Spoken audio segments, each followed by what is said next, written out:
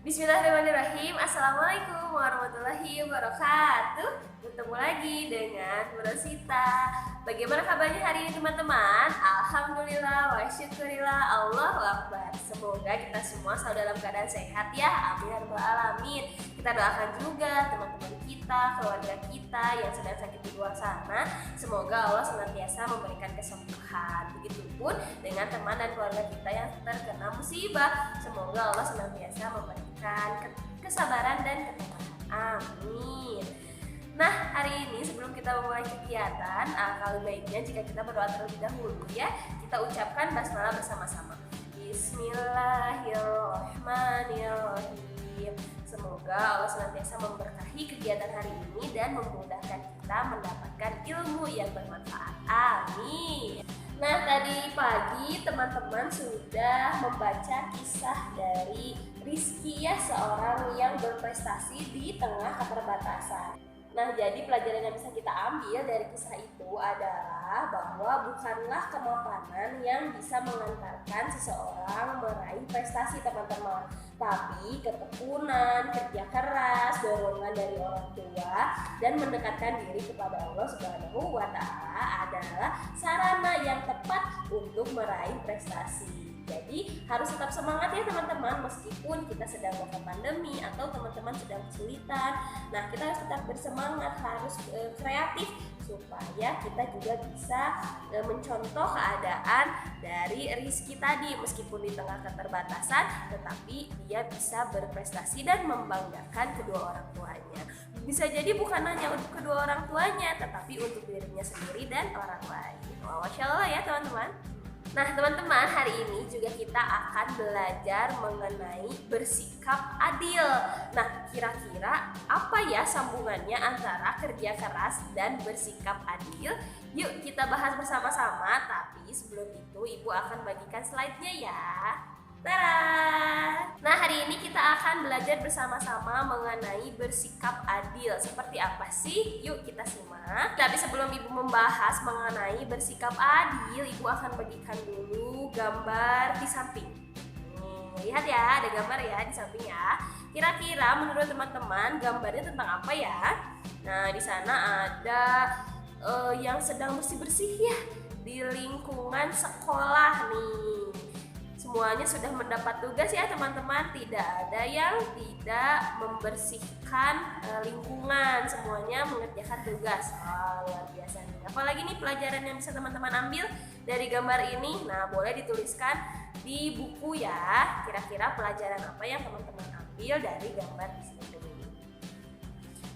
Lanjut lagi nih, Ibu akan memberikan pertanyaan ya teman-teman. Nah, pertanyaan yang pertama, teman-teman boleh memberikan jawaban sesuai dengan pendapat teman-teman. Boleh diungkapkan pendapatnya, boleh dituliskan di buku tulis atau di kolom komentar boleh ya. Pertanyaan yang pertama, coba berikan jawabanmu.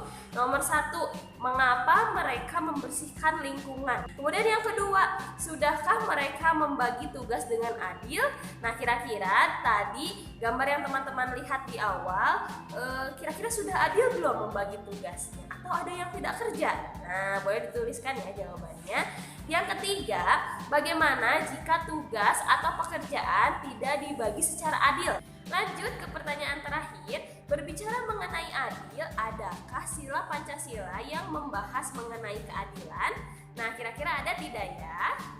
Oke, Ibu beri waktu 5 detik ya teman-teman untuk mengerjakannya. 1, 2, 3, 4, 5. Waktu habis. Kita akan bahas bersama-sama ya. Kira-kira jawaban nomor 1 sampai nomor 4 itu seperti apa? Nah, untuk pertanyaan nomor 1 nih teman-teman, mengapa mereka membersihkan lingkungan? Apa jawaban teman-teman? Nah, mungkin ada yang sama ya dengan Ibu. Nah, kenapa sih mereka membersihkan lingkungan? Supaya lingkungan tetap bersih, jauh dari kuman atau kotoran. Kita juga bisa nyaman tinggal di lingkungan yang bersih ya teman-teman. Nah, ada yang sama jawabannya? Nah, lanjut nih untuk pertanyaan yang kedua, sudahkah mereka membagi tugas dengan adil? Jawabannya sudah. Tadi teman-teman lihat juga ya di gambar, ada yang menyapu, ada juga yang memungut sampah, ada juga yang memindahkan tempat sampah. Jadi semuanya bekerja dengan adil. adil. Nah, yang ketiga, bagaimana jika tugas atau pekerjaan tidak dibagi secara adil?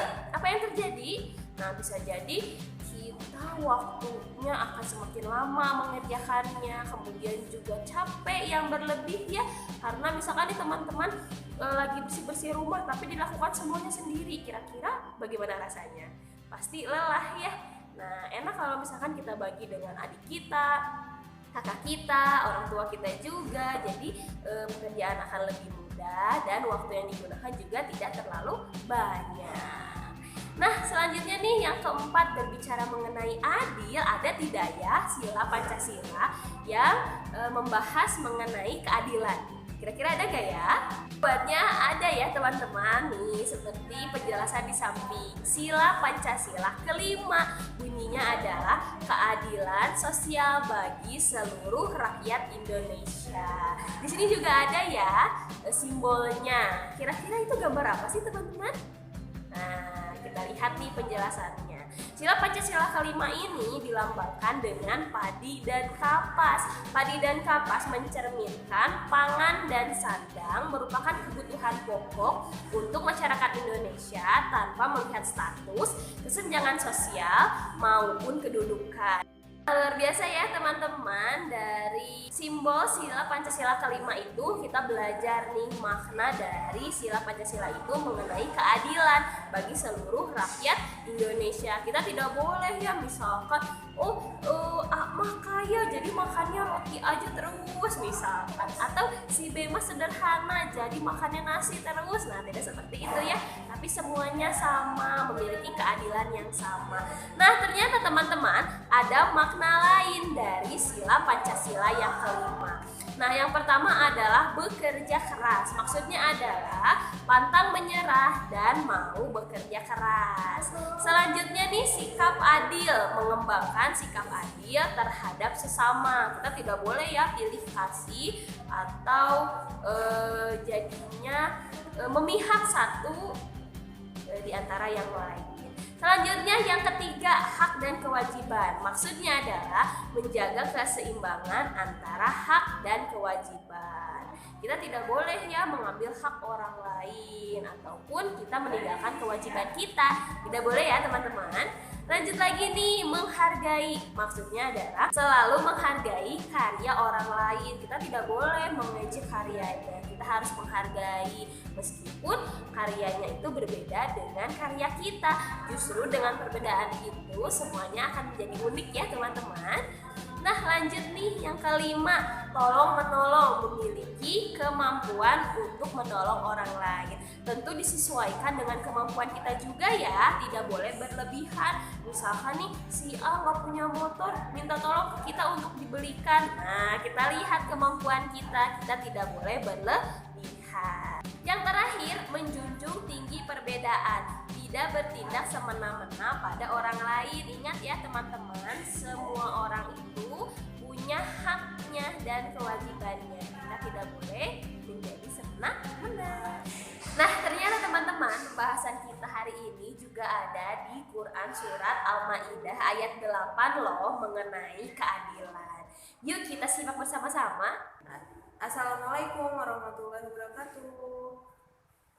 A'udzu billahi minasyaitonir rajim. Bismillahirrahmanirrahim. Ya ayyuhalladzina amanu kunu qawwamina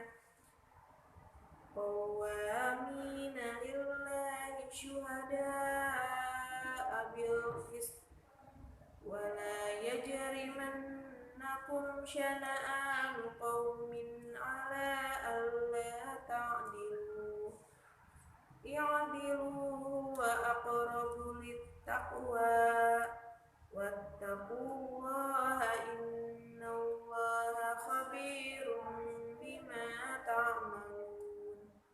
Artinya, wahai orang-orang yang beriman, jadilah kamu sebagai penegak keadilan karena Allah ketika menjadi saksi dengan adil, dan janganlah kebencianmu terhadap suatu kaum mendorong kamu untuk berlaku tidak adil. Berlaku adillah, karena